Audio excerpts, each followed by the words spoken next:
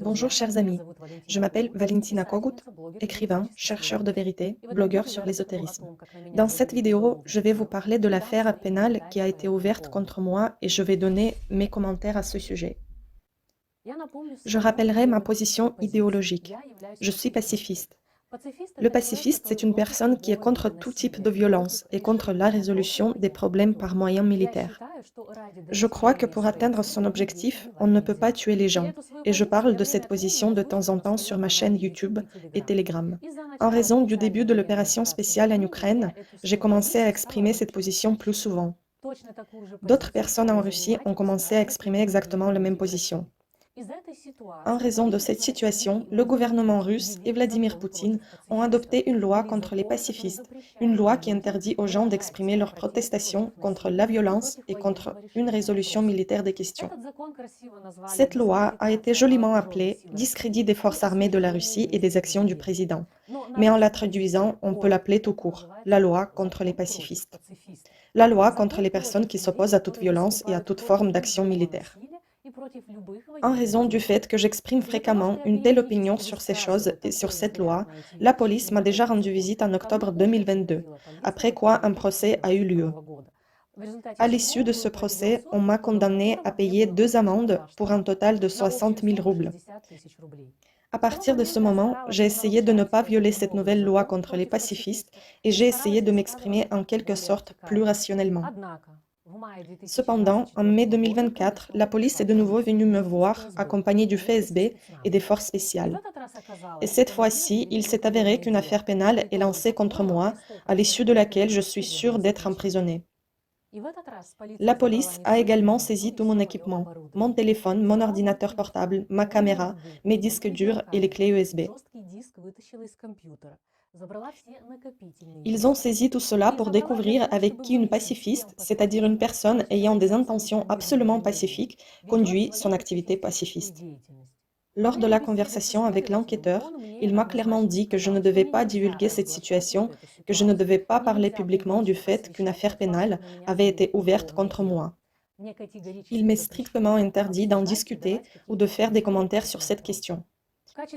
Comme argument, ils m'ont expliqué que si je dévoilais cette situation, alors ma peine de prison serait plus longue et je serais condamnée sans aucune enquête. Il suffit un appel de Moscou aux enquêteurs locaux, lors duquel on leur dira de m'emprisonner sans aucune enquête, seulement parce que j'ai dévoilé cette situation. Je vais être honnête, mes amis. À ce moment-là, j'ai accepté de garder le silence et j'ai accepté de coopérer avec les enquêteurs. Cependant, je suis rentrée à la maison et tout cela m'a frappée. Pourquoi donc ça m'a frappée? Je suis handicapée depuis l'enfance. J'ai une scoliose très sévère, à cause de laquelle j'ai une grande bosse. Pour cette raison, j'ai dû régulièrement subir une intervention chirurgicale. Une épingle métallique munie de crochets a été insérée dans mon dos le long de la colonne vertébrale qui s'accrochait aux vertèbres. Cela a été fait afin de maintenir la colonne vertébrale et pour que la bosse ne se développe pas davantage. Et tout cela s'est fait au cours de 9 opérations. Au total, j'ai subi 13 opérations majeures dans ma vie. À cause de la scoliose, j'ai pratiquement perdu la vue et je suis pratiquement aveugle depuis très longtemps. Ensuite, des problèmes avec la glande thyroïde sont apparus, à cause desquels une partie de ma glande thyroïde a été coupée.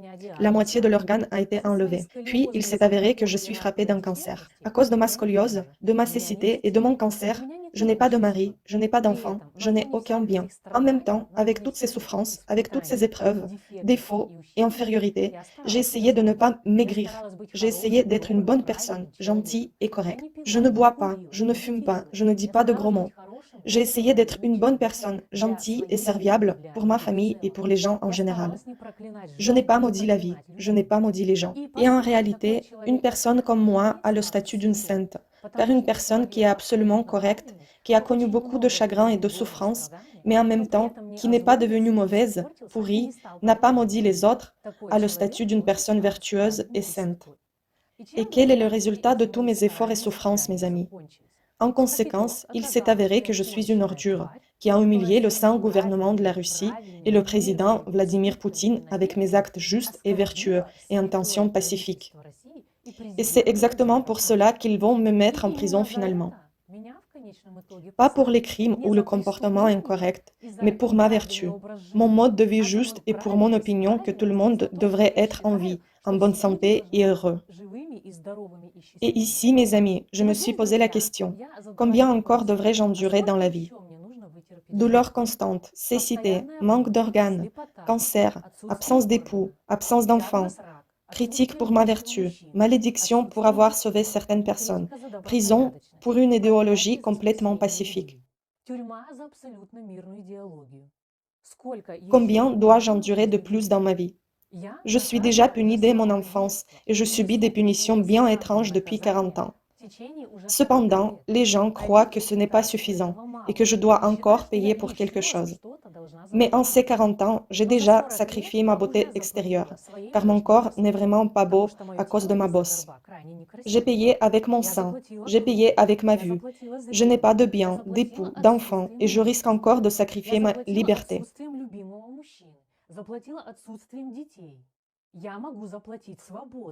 Qu'est-ce que je dois encore sacrifier pour que toutes les catégories de personnes soient satisfaites et considèrent que Valentina Kogut a finalement payé la totalité? Pour qu'ils ne me jugent pas pour ma vertu et mon comportement juste.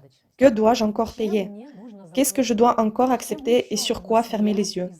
Combien de gifles, d'humiliations et d'insultes dois-je encore avaler? Où est la fin de mes souffrances et de mes épreuves? Je ne la vois pas. En observant ce qui se passe dans ma vie et autour de moi, il n'y a pas de fin à mes souffrances personnelles. Il faut donc la créer, parce que c'est trop pour une personne. C'est trop, et il est temps de mettre fin à tout cela. Et personnellement, j'ai une proposition pour les deux parties, pour moi et pour la partie qui s'oppose à moi. Je suggère que les deux parties arrêtent de supporter et d'accepter. Je propose à tous les deux de faire comme nous le voulons. De mon côté, je veux raconter cette histoire criminelle et pour quelles raisons on me met en prison. En ce qui concerne la partie adverse, ils veulent m'emprisonner pour le fait que j'en parlerai publiquement. Je suggère à tout le monde de faire ce qu'on veut. Ils me condamnent à une peine de prison maximale pour avoir dévoilé cette situation. Et moi, de mon côté, je vous en raconterai le maximum. Dans cette situation, les deux parties seront absolument satisfaites. Si cela vous intéresse, je vis une vie morte depuis longtemps. En raison de ma cécité, je n'ai pas la possibilité de bouger pleinement. La plupart de mon temps, je reste à la maison dans 4 murs dans une toute petite pièce.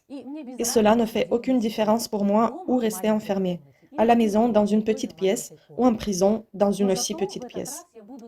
Mais cette fois-là, je serai contente que je n'ai pas avalé cette douleur et ces souffrances en silence, mais je les ai partagées avec les gens. Comme je l'ai déjà dit, en mai 2024, la police m'a de nouveau rendu visite et c'était le 15 mai 2024. Eh bien, les enquêteurs m'ont dit qu'ils rempliraient les documents de ma détention rétroactivement, puisque l'information sur ma détention est déjà passée dans les médias. D'après ce que j'ai compris, les informations sur les fouilles chez moi et sur ma détention sont passées dans les médias le 13 mai 2024. Mais en réalité, la police est venue chez moi le 15 mai. Par conséquent, mes amis, si vous voyez dans les médias que j'ai été détenue le 13 mai, c'est du mensonge. Ils sont venus chez moi le 15 mai 2024.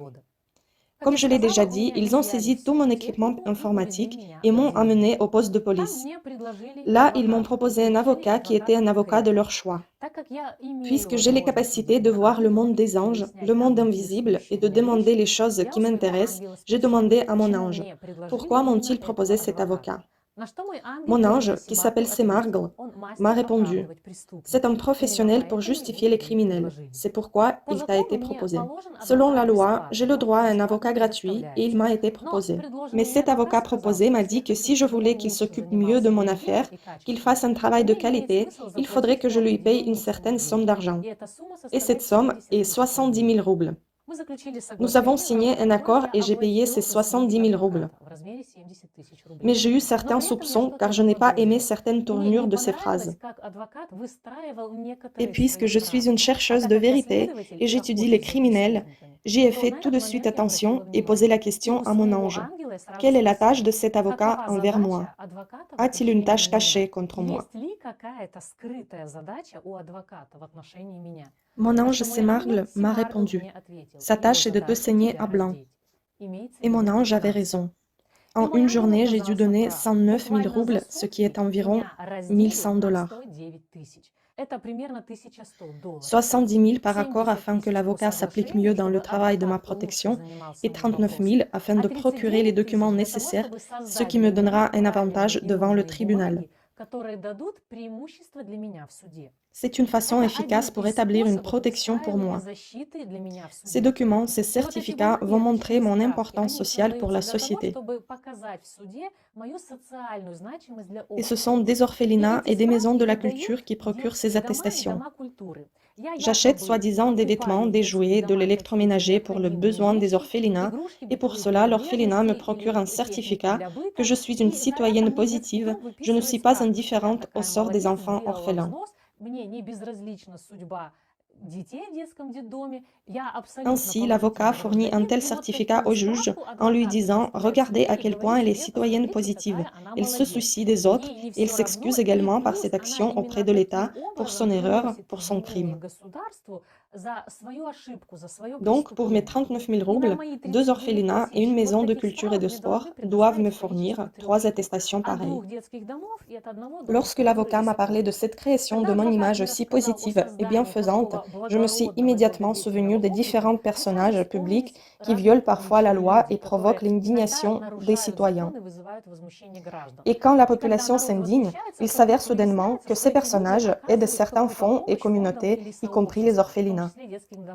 Cela nous met en colère parce que dès que cette personne s'est retrouvée sous la pression, il s'est avéré immédiatement que c'est un bienfaiteur. Mais en réalité, mes amis, c'est un schéma déjà bien rodé, selon lequel les avocats achètent des certificats auprès d'orphelinats et d'autres établissements qui attestent que le criminel ou le délinquant a fait un don.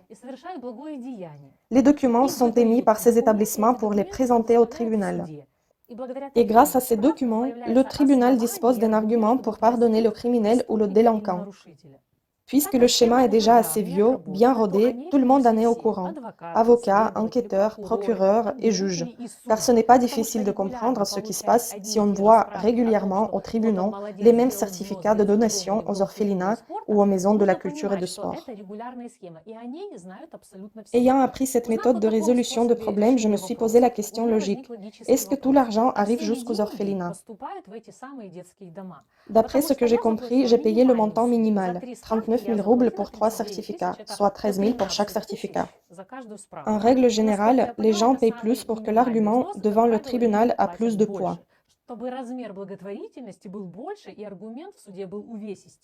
En même temps, je comprends que si tout cet argent atteignait les orphelinats, ce serait déjà des palais de luxe. J'ai donc demandé à mon ange Semargle combien d'argent aboutit dans ces établissements. Il m'a répondu « pas plus de 20%. Le reste de l'argent aboutit dans les poches de parties intéressées. » Quand l'avocat m'a proposé cette méthode de confirmation de mon importance sociale, je lui ai dit que j'avais déjà beaucoup de mérite devant l'État et la société. J'ai déjà beaucoup d'actions socialement significatives. J'ai sauvé beaucoup de personnes. J'ai changé la vie à beaucoup de personnes. J'ai déjà élevé de nombreux enfants et adolescents. Ils sont devenus meilleurs. Je les ai aidés dans la vie. J'ai donné beaucoup de conseils vitaux aux gens. J'ai déjà beaucoup de contributions socialement importantes à l'État et à la société. Vous n'avez pas besoin d'inventer quelque chose de nouveau et vous n'avez pas besoin de tricher et de dessiner des certificats fictifs. À quoi l'avocat a répondu que nous ne savons pas comment enregistrer les témoignages de vos abonnés qui peuvent confirmer votre influence sur leur vie. Nous allons donc agir par la méthode sûre et approuvée, où il y a de l'argent. Et en fait, mes amis, je ne suis pas contre une telle résolution du problème. Cela ne me dérange pas de contribuer aux orphelinats et aux maisons de la culture, mais avec une nuance. Je suis prête à le faire par la décision du tribunal.